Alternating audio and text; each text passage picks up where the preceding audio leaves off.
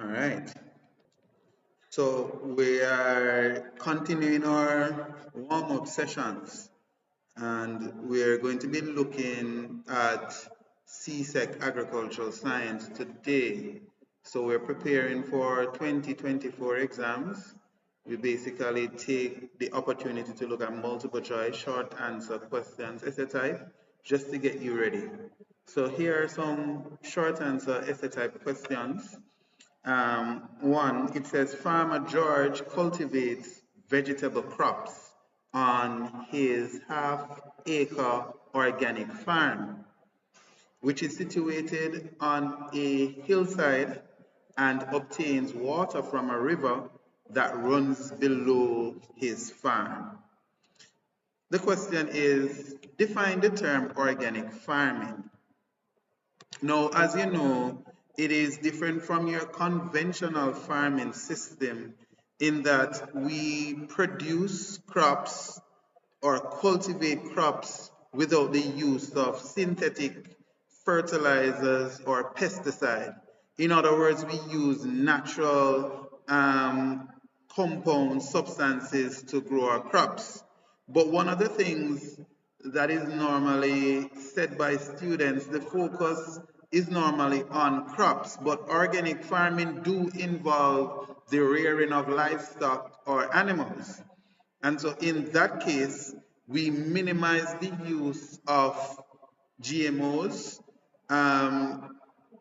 genetically modified organisms. We also reduce the use of additives in our feeds that will basically enhance. So hormones, growth hormones that is basically in feed stuff for animals, we try to minimize that. So organic farming is really growing crops or cultivating crops, rearing animals without the use of synthetic, man-made growth hormones, additives, the use of synthetic pesticides, or basically fertilizers. And you'll get your 2 marks for that.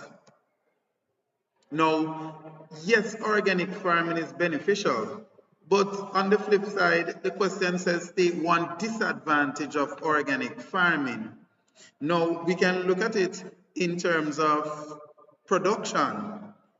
While you know in a conventional system, whether animals or crops, livestock or crops, when you take organic farming, because of you're not adding those synthetic or substances, you may not get the yield in terms of the amount of animals, the growth rate, right, may not be so fast for your animals. Yes, it would have been more healthy, but the downside is that in terms of productivity, you may be losing out in terms of the yield that you can obtain if you're not utilizing the synthetic fertilizers that will enhance the growth of your plants.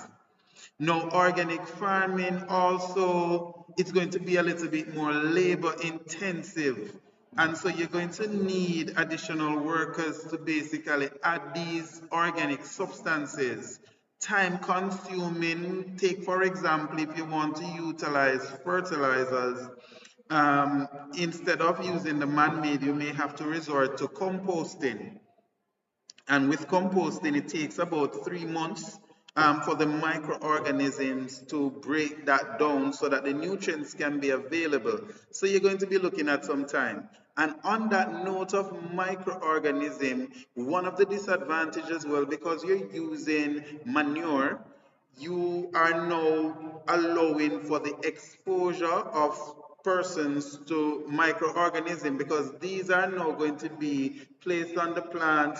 You're going to be dealing with them on a basis where you're going to try to improve in terms of getting the nutrients you need, but you can't use the synthetic, so you're limited to the manure, which will expose the crops to more microorganisms, and these can actually cause harm at times to human beings.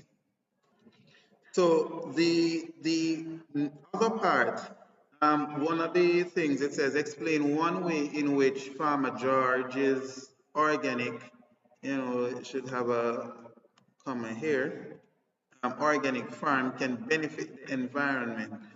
And as we said before, because we're not using, and if you think of, if we think about what was being said, he's on the hillside, he's next to a river, right? So a water source. So one way in which it benefits the environment, it enhances or promotes biodiversity.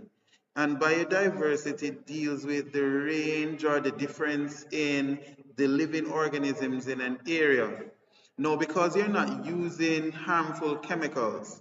Because one of the things to maintain or to reduce insect population, he would have to resort to something like crop rotation. He would have to use sticky traps, pheromone traps to try and control biological control using insects that will feed, looking for their known predators, right? And so without the use of these pesticides, it's not getting into the water, which will be harmful to the fishes and other aqua, organisms that is using the river as a means of habitat. And so the pesticides will reduce that. And so even with the quality of the water, another benefit is the quality of the water. We don't reduce the quality of the water with the pesticide running in. Also, you can look at the pesticide and we can look at the fertilizer. Now, when you have fertilizer rich in phosphates and nitrates getting into water body, it leads to what we call eutrophication. And so this sort of explosion in algal bloom and all of that will affect the concept of the organisms that are living in the river. Mark you, it will improve soil health. So, using these organic substances, the recycling of nutrients, the improvement in the structure of the soil, and so all of that will benefit the environment along that line. So any of those you could actually mention.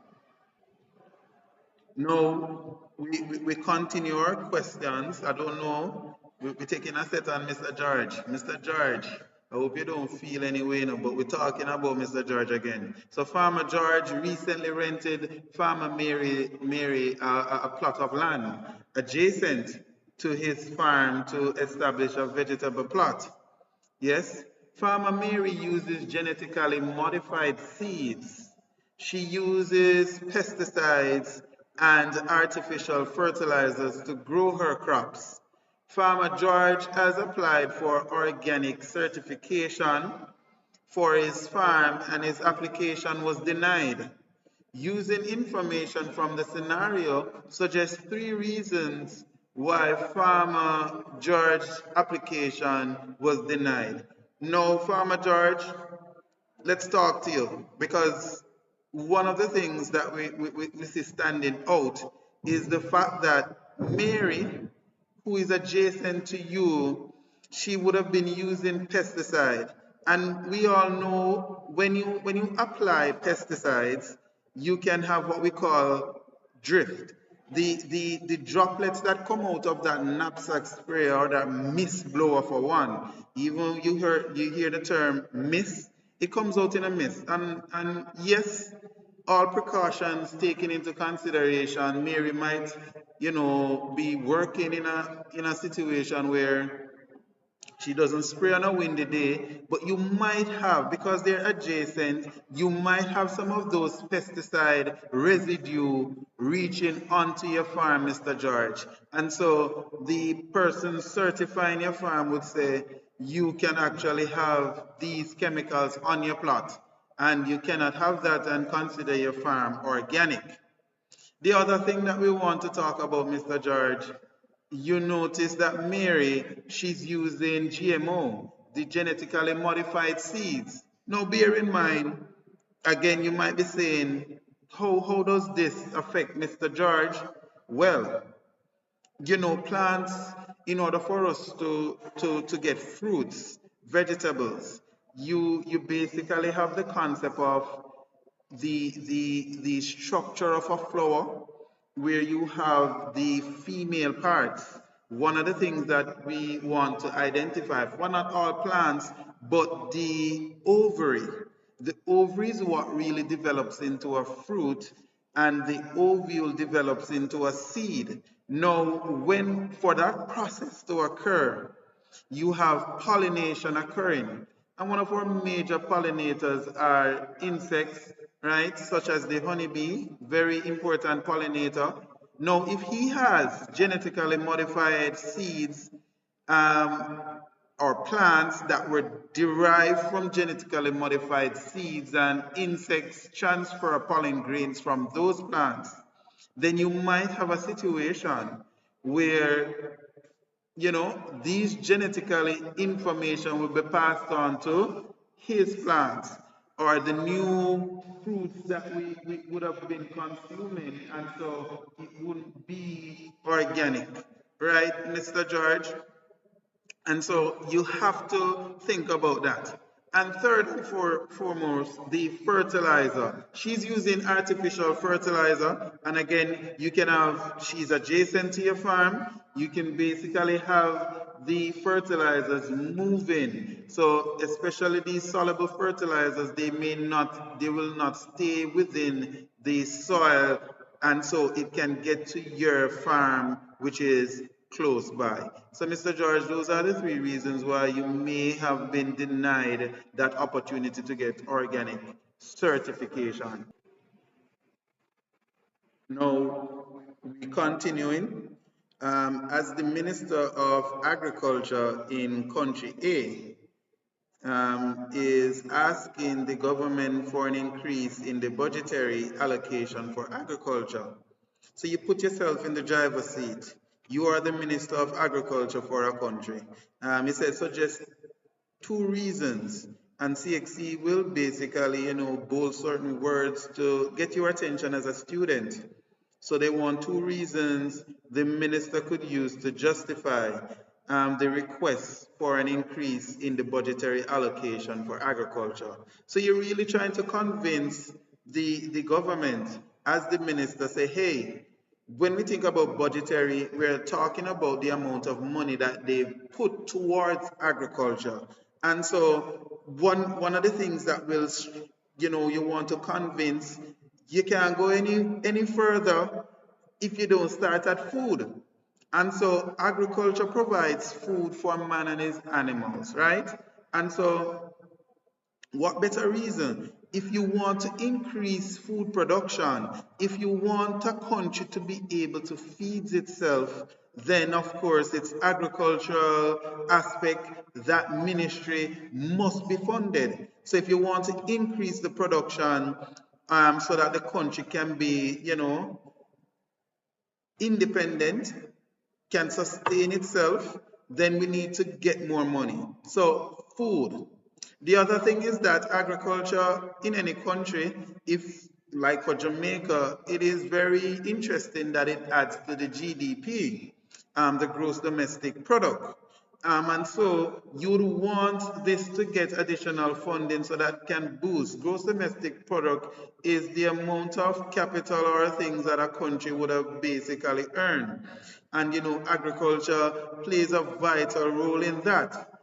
In that line, we know as well that some countries, like Jamaica, again, we export. And from doing our exporting, we get foreign exchange. What better reason, Minister? What better reason to mention the fact about foreign exchange? And so students, when you're answering the questions, one of the things that you have to own the question, put yourself in the driver's seat so that you can basically relate. And you are a part of a country, whether you're in Barbados, Trinidad, Jamaica, wherever, put yourself in the driver's seat when you're answering these questions so that you can, you're in the exposure. The other thing, agriculture provides jobs, raw materials, drink stimulants. They have various different spin-off that you can speak about. So jobs in terms of employment, if you boost the agriculture, give it more money, then it can expand, and then it can also create more jobs for persons who are unemployed. And that would be productive for any country, right? And so agriculture, those they ask for two, but there are a lot that you can mention, right? So with a foreign exchange, we can get GDP. A matter of fact, just to boost the agriculture, we would need more money. Farmers can purchase more machines, more tools. We can improve the market structure in such a way that we improve the storage facilities. Factories that can convert material from a primary product to a secondary product to increase the shelf life. There are many ways you can look at that question. So even though there's a tool, you can get a lot out of it. All right. So Farmer Steve. Now, we don't know who is Farmer Steve, but he cultivates tomatoes on clay soil. And he observes that during harvest in the rainy season, the fruits have cracked and spitting skin, right?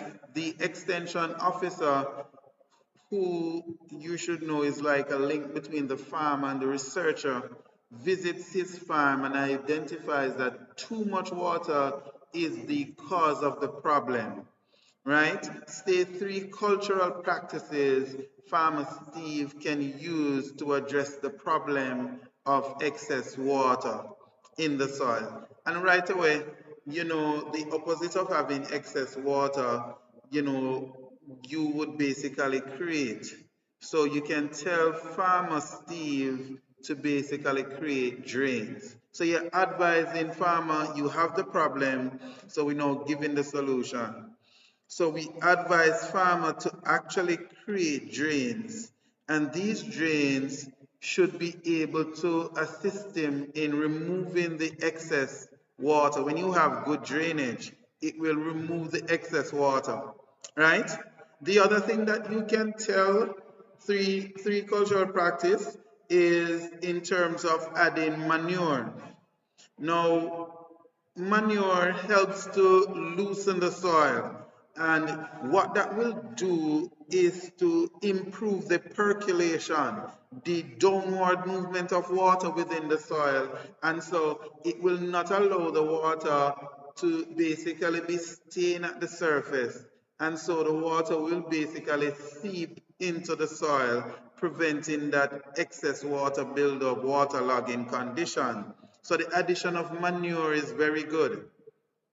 The next thing that the farmer can do is to plow or to do molding. And of course, by doing so, you're turning over the soil, you're increasing the opening of the pore space, and that in itself will also improve drainage. And so water will basically now drain within the soil. And so you can tell farmer Steve to carry out those three activities, and he should basically see some improvement. All right. So, all right, is a plant breeder who wants to breed a red stem celery plant. To achieve this, she crosses two plants with the recessive, the heterozygous gene for red stem color, right? The offspring of this cross is called the F1 generation.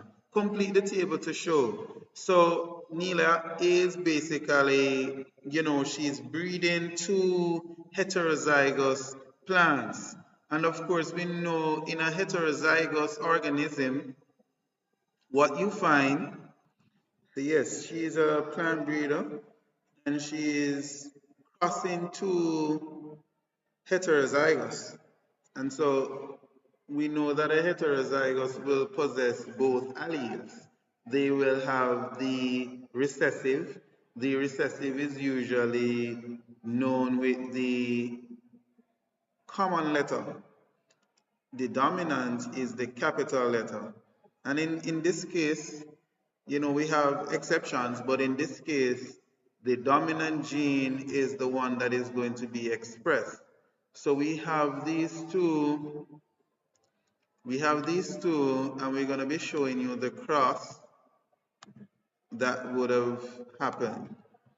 All right, so in this area, you know, the parents, they're able to give 50%, right? So one of the allele is passed on. So if in possibility these two, this R and this R, is passed on, this is the genotype of this offspring, right?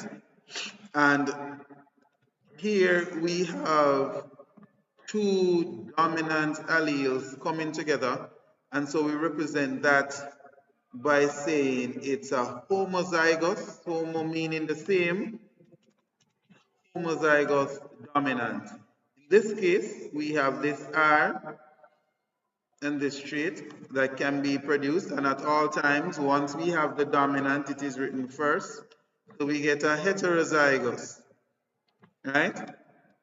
In this case,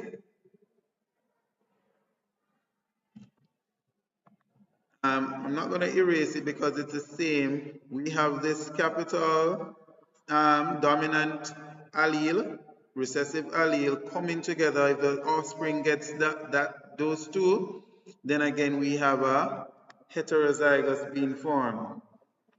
Now, in this case, we have the recessive, and so we have another homozygous, but this is going to be homozygous recessive. This is the only time that you will, in this case, you're seeing the recessive being displayed.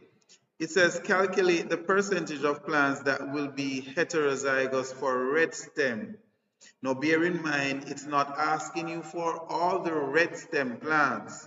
So if it was all the red stem plants, once you're seeing the dominant, it would have meant that it's 3 out of 4. But it says heterozygous, so there are 2 heterozygous, so it's 2 out of 4 times, and we want percentage 100, and that should give you 50%, right? And so the genotype, this is a homozygous dominant, and the phenotype would be red stem.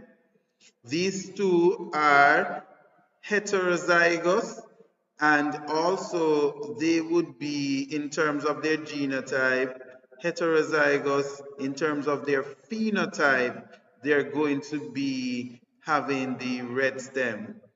And of course, here we have one recessive, the homozygous recessive, and that's their genotype, and they would not. Let me revisit the question if they mention what the recessive is. And so they will not have the red colored stem. All right?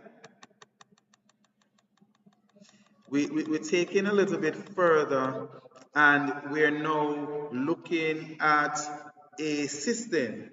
It is not the usual way of planting your crops, and so we observe integration. We have the fishes in this tank, and we're seeing our plants being grown here. Now, this is a combination of aquaculture and hydroponics. And so we refer to this as being aquaponics. So we combine, right? And we just want to talk a little bit about how this works. So we know that when we have our fish, the fish in the tank, of course, you'll provide some amount of feed to them, and they will eat that feed, and of course, they will pass out feces or waste in the water. While this water is not going to be, over a period of time, not be good for the fishes, because you know you would have to change the water or ensure that the water is filtered in some way. This nutrient rich right? In the feces, you're going to have urea. Urea basically linked again to nitrogen, right? Ammonia. Those are very important nutrients to plants. You know that plants basically take up or utilize nitrogen in the form of nitrate. So some of these will be broken down in the fish pond, the ammonia, into nitrites and then nitrates.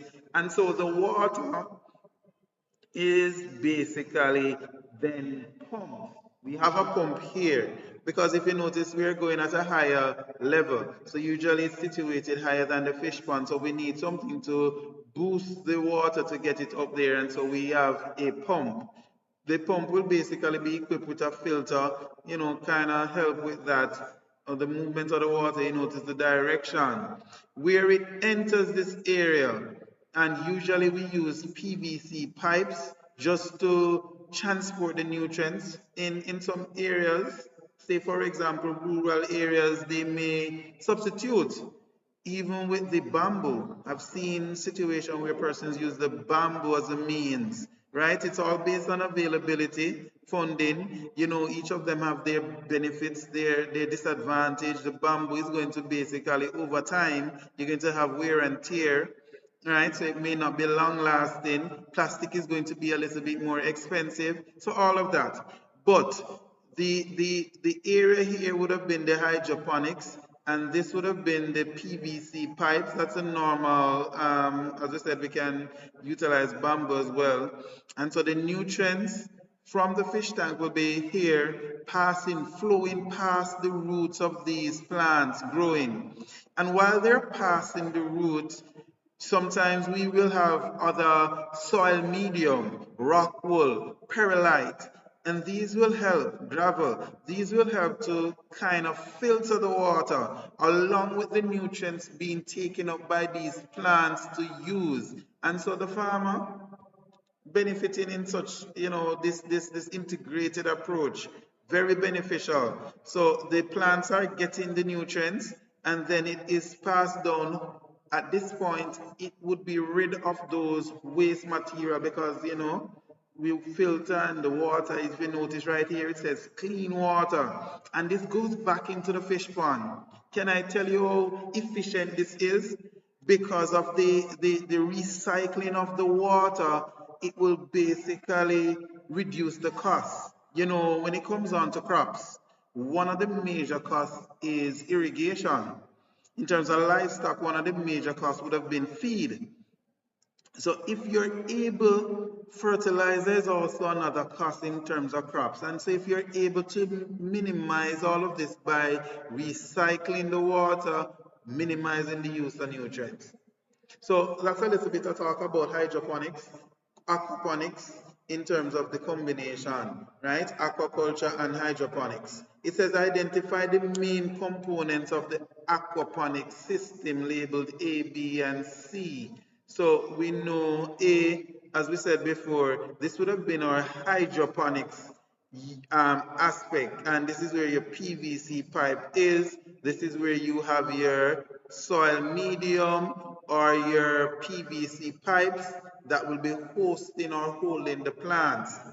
In B, that is your fish tank, your aquaculture unit, and this is where you're growing your fish. You can have tilapia, ornamental fish, depending on what you're doing. Some persons eat some of these fishes, right? Not for food, but for their appearance. They're very expensive. And of course, C would have been the pump, right? So a little bit about that. All right. So we're continuing. No, we're not troubling Mr. George today. We're talking about Greg. So a supermarket chain approaches farmer Greg to supply it with high quality cucumbers. Now, one of the downfall at times in terms of a country is its ability to produce, and not only on a country basis, we want to have quality produce so that you can get value for your money. Value added is a major thing being focused on in agriculture these days, because consumers want the price of food is, you know, is going up. And so when you decide to spend, if this supplies supermarket chain, they want persons to purchase their cucumbers. So they're telling Mr. Greg, hey, guess what? We want cucumbers of high quality.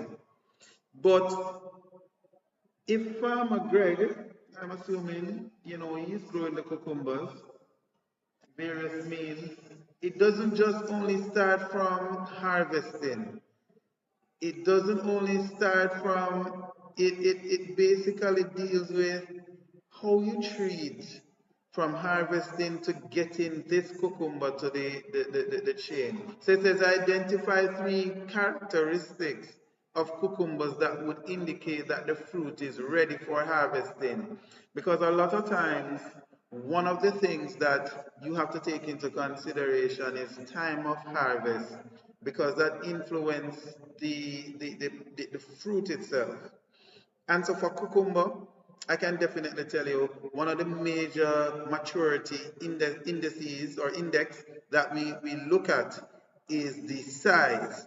The size of the fruit is very critical, right?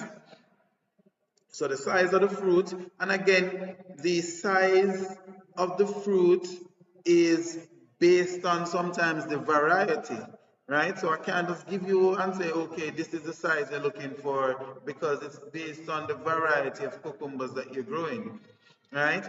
The color though, the next thing is the color that you're going to be looking at to determine, you know, that the fruit is basically ready. So we look at the color, and then finally we want to look at the texture. The texture of the fruit is also very important, right? Again, you don't want to start picking your cucumbers when they get yellow. I mean, it's not like you're doing it for a mango, right? So we want them to be of a certain degree of greenness, right? The color green is very important. In terms of texture, it should be firm. We don't want the cucumbers to be soft. And then even though, and I'm taking it a little bit further, even though we're going to be talking about this, it wouldn't only affect harvesting, because we can do the right thing at harvesting and our post-harvest methods are basically not correct, and so we lose the shelf life. So let's go a little bit further now. Advise Farmer Greg on 2 post-harvest practices that he can implement to maintain the quality of his harvested cucumbers to ensure that they reach the supermarket in good condition. And as I said before, a lot of times we think that, oh yes, I harvest the crop at the right stage, but yet still the quality that you see the person selling you in the supermarket or on the vendors in the market is not so. And you say, but the farmer, it doesn't necessarily have to be the farmer, or it's how sometimes these vendors are the one that goes to the farm gates, but how they leave with the cucumbers, they didn't leave with it in that quality, right?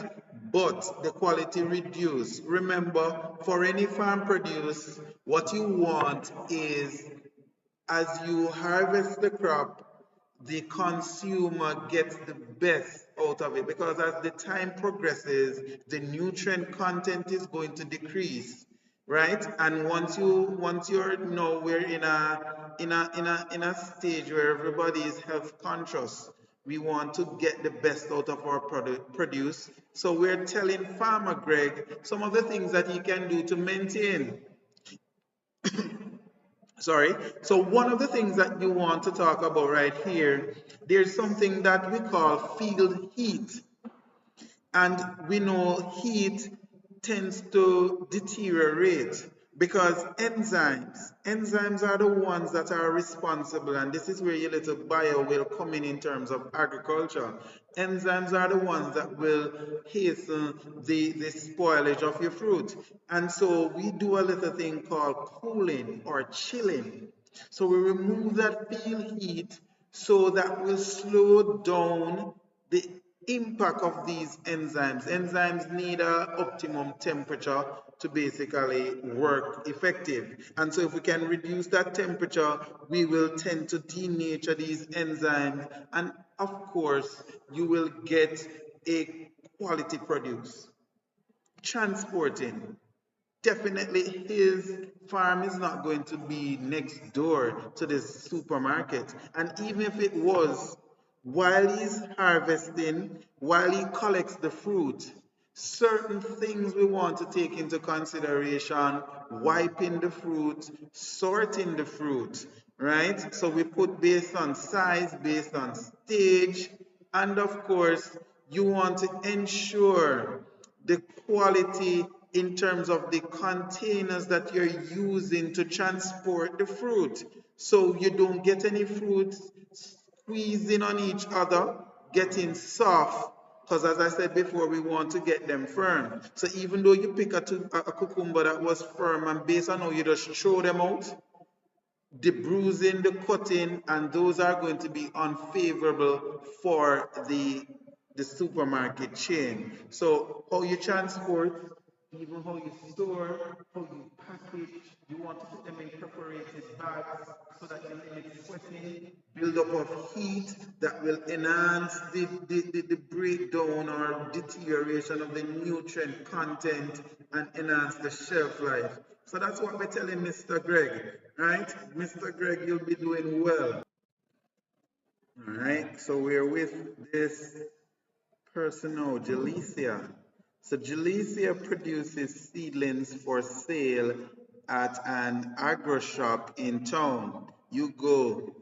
She notices that in some of the plants, the stem tissue near the soil surface is water soaked and weakened, and the seedling, the seedlings are toppling over, right? They're toppling over. Usually, once you mention waterlog and all of these are linking to this disease caused by a fungus, and this disease is called damping off, right? It affects seedlings in a nursery, and it's usually due to waterlogging conditions. So you can't provide too much water to your seedlings. So it says, explain 2 ways in which this disease may be managed in Jalicia's plant nursery. Now, if you're going to manage, of course, you're going to be getting a named fungicide for one, because the disease is there. We can get a fungicide and we can use fumigation or some other technique to apply this fungicide to the soil, to the medium that she has her seedlings in, and to really get rid of those fungus outside of it, right? So that's one way to manage. The other, sometimes you can remove infected. It's always good to remove the infected plants so that you don't have a spread. We can basically look at the concept of dealing with the waterlogging condition. So we can improve the drainage system, or we can basically improve the quality of how we apply irrigation to the plants in the nursery. So either we're, maybe have to cut down or review that cycling of the water, the intervals in which that sprinkler or that overhead irrigation system may chip in. We can look at that. So improving the drainage, removing disease, plants, applying fungicide that will help to, deal with the fungal infections that is happening, and of course, dealing with the watering of the seedlings. Those are some of the things that you can do, Jalicia. We wish you the best in your nursery operation.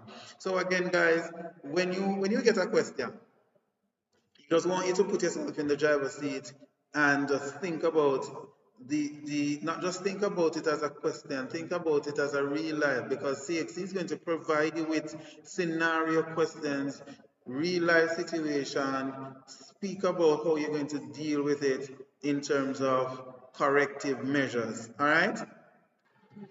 All right. So we're continuing, and we see where we're talking about a trade agreement. Now, it's a consensus between two parties. In terms of agriculture, two countries normally deal with trade to allow for the movement of goods and services. Now, over the years with globalization, we've seen very marked improvement in terms of this. Countries have actually prohibited the movement of people that is not no longer the case. So these would allow for the movement of the goods and services, and that's good. So it's really consensus in terms of two countries allowing for the free movement of goods and services. Now, CARICOM, one of the bargaining institutions that deals with agriculture in the Caribbean, has several trade agreements with other countries. These are an example of one such agreement, right? And so, one agreement is the free movement of persons. Now, usually we have persons from the different Caribbean countries being able to move and work freely in other. Also, conducting business, moving funds, moving goods from one country to another. You can have your brand on the shelf of some stores in Trinidad. You may see Jamaican products.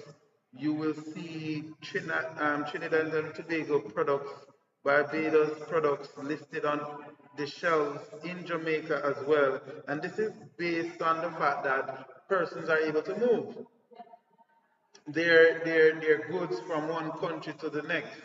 Now, usually, as I said, there would have been a lot of tariffs, there are quotas, there are subsidies, there are things that will, they don't favor those trade agreement, the movement of goods and services.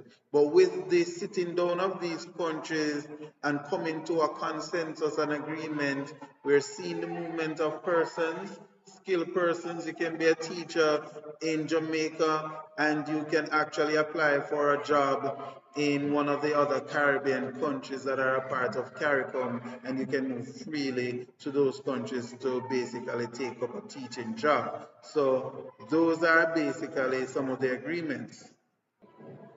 All right, we have JEA. JEA is a major producer of, of agricultural products, and she has been trying to export to the United Territories without success. And we said one of the problems is, persons, other countries will have barriers to trade, tariffs, quotas that are very heavy burden in terms of funding on business owners. Now, the Minister of Agriculture has just advised her that her country has signed a trade agreement with the United Territories. So they have came up with some form of consensus as to the movement of goods from her farm. Right? So just three advantages of this trade agreement to JEA's business. Now, she is now able to, one, get her product on the shelves of these countries without paying or having to have high overhead costs. So the cost to do it, one, our product is now going to be something that is going, our business is going to now be known to other persons in other countries. So she can now showcase what her business has to offer, right? So these agricultural products, they meet a certain standard. It can improve her business now that she's going to get the spotlight and the opportunity. Now her business can grow as well in the sense that she has now opened the market, or the market has actually now been open for her, so she can do expansion She can now basically hire more workers. She can now improve in her profitability. So those are the things that would have been advantageous to her. She can basically send her products, and in terms of income, income generation is now going to increase because that's a new market that she has been trying to get into. All right. Now, we're getting a little in terms of the digestive system. We know that the digestive system is basically what is used to break down food. Now, mechanical digestion, we have chemical digestion, while we have varying digestive system of farm animals, the main purpose is to obtain nutrients from the food. And so you have some modification like what we have here, where we talk about a ruminant, and this is a ruminant stomach, right? And we want to eliminate this misconception where students think that a ruminant has four stomachs. No, a ruminant basically has a four compartment stomach, right? And we know about one compartment, which is the largest compartment. That is where you find the microorganisms that help them to digest this cellulose. Now we know plants forage, they have this cell wall, and this cell wall is not present in an animal cell. And so the cell wall is made up of cellulose, and one of the things is their diet is mainly made up of these plant material. And so they have a component in their digestive system which house the microorganisms that can actually break down this cellulose.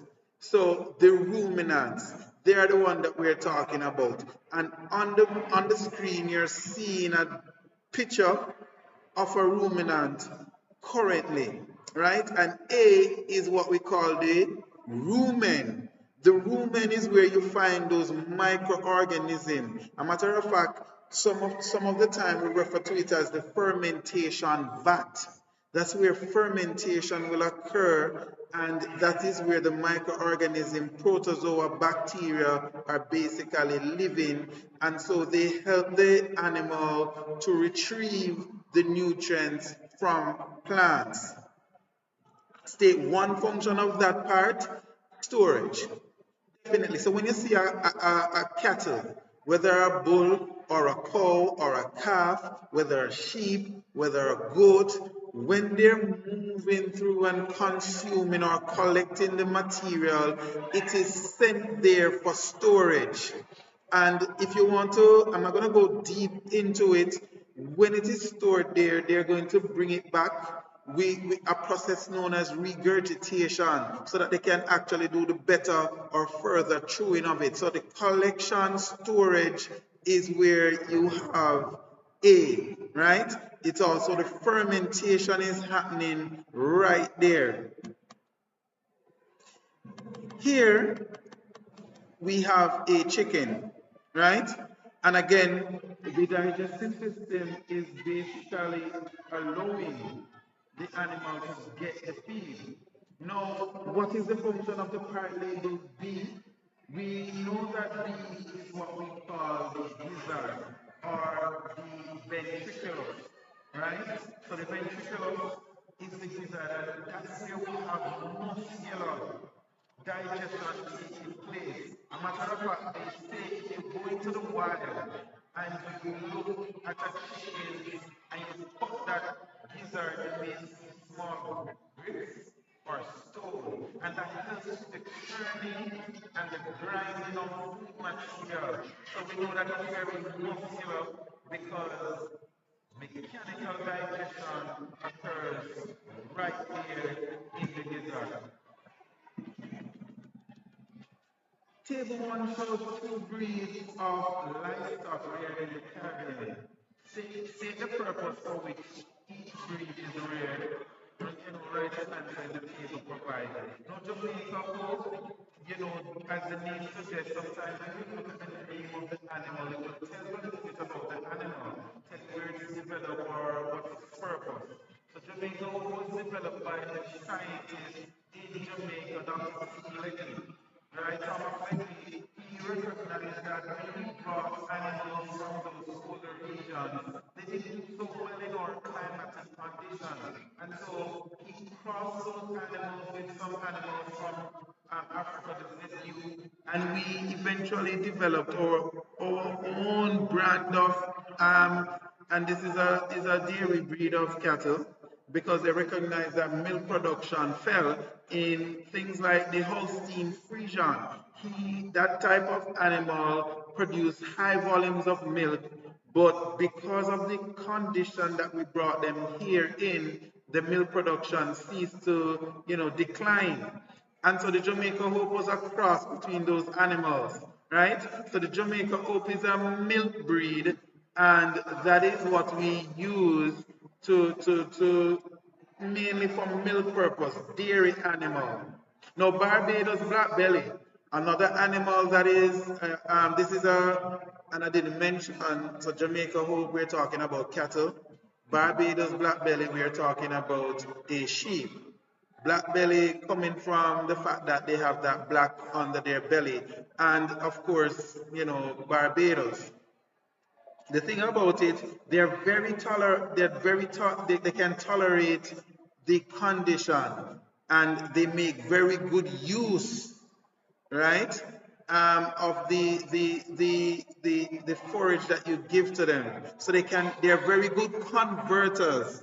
So that you can have them on small spaces, less vegetation, and they will still do well. So that is normally the case in the Caribbean countries, and so we use this as a meat breed.